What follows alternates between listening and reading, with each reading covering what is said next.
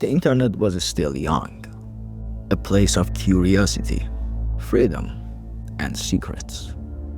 In a quiet German town, a man sat alone, scrolling through a world that promised connection. His name was Armin Meiwes, and one night he wrote an ad, not for friendship, not for love.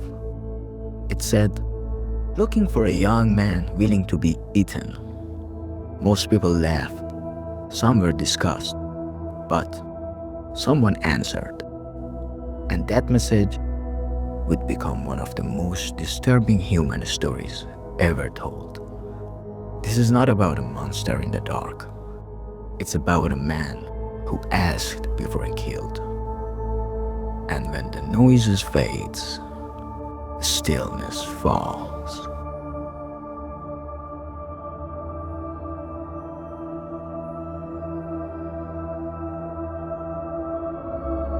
Armin grew up inside a house far too big for one family.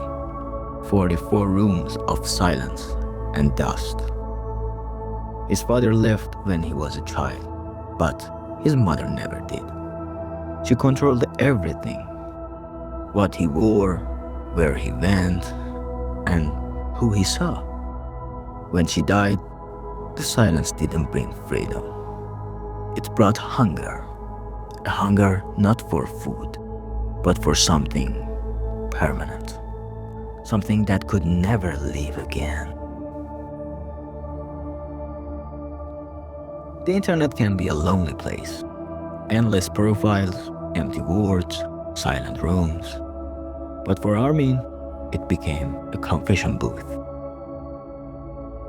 Under the name Frankie, he began posting messages. Not threats, not rage, just quiet invitations. Looking for a man who understands my desire, someone willing. It sounds impossible, but in the hidden forums of the early web, people answered, dozens of them. Some were curious, some were joking, others backed out when they realized he wasn't. He was polite, respectful, and disturbingly normal. He thanked them for their time. He wished them a good life. Then he kept looking. One night, a new reply appeared. The sender was Bernd Jürgen Brandes, an engineer from Berlin, educated, calm, and precise. A man with structure, order, and pain buried beneath it. In their first email exchange, Brandes didn't sound afraid. He sounded relieved.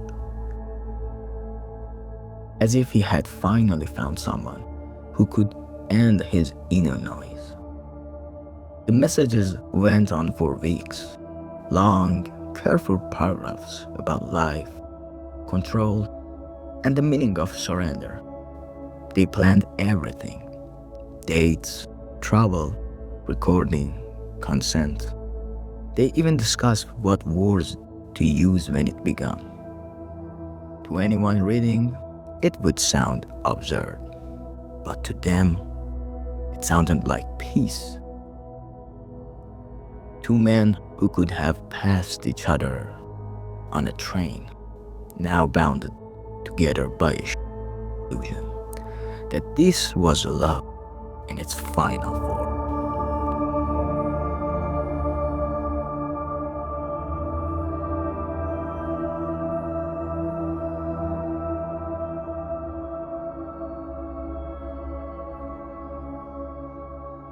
March 9th, 2001. A quiet Friday evening in Rotenburg. Bernd Brandes stepped off the train, carrying a small bag and a strange calmness. Armin greets him with a smile, polite, almost shy. They drove through empty streets to the old family house, its windows glowing faintly in the night. Inside, everything is clean, ordered. Candles line the table, wine glasses plates, silver cutlery. The camera stands in the corner, red light blinking. It's waiting. They talk for hours about work, childhood, the emptiness that brought them together. The conversation doesn't sound like fear. It sounds like ceremony. Armin speaks softly. "Are you still sure?" Brand nods. He says he wants to feel what it means to give everything. It's calm, almost too calm. The kind of calm that makes you lean in, because silence itself becomes terrifying. They move slowly, every motion deliberate, planned. Armin opens drawers, arranges tools, checks the camera, not rushing, not hiding. This is what he waited for all his life. Not violence, connection. What follows isn't a frenzy, it's ritual.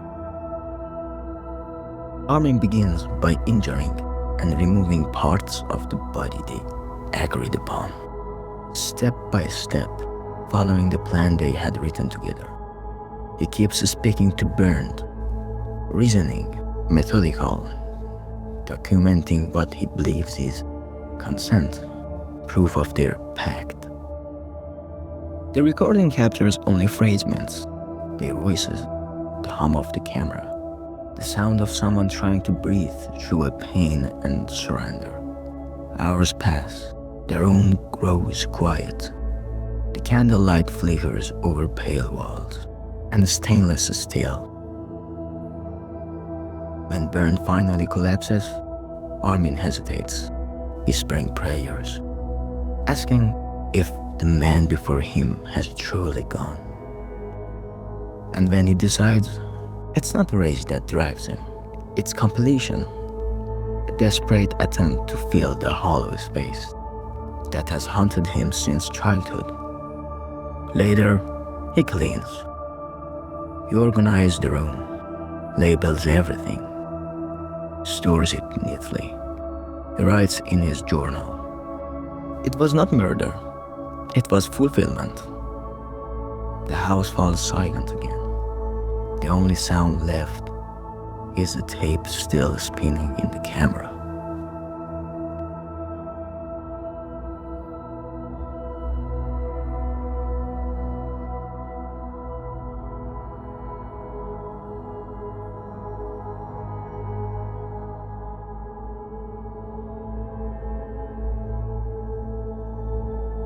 Months later, Armin went back online. He posted again. But this time, someone reported him. Police arrived at his house in December 2002. They found recordings, notes, and remains. Everything neatly labeled, stored and logged. In court, Armin was calm. He smiled politely and said, "It was not murder. It was an agreement." The word was in disbelief. Could consent erase guilt? Could loneliness excuse evil? In 2004, he was sentenced for manslaughter. In 2006, for murder. Life in prison. Still polite, still calm.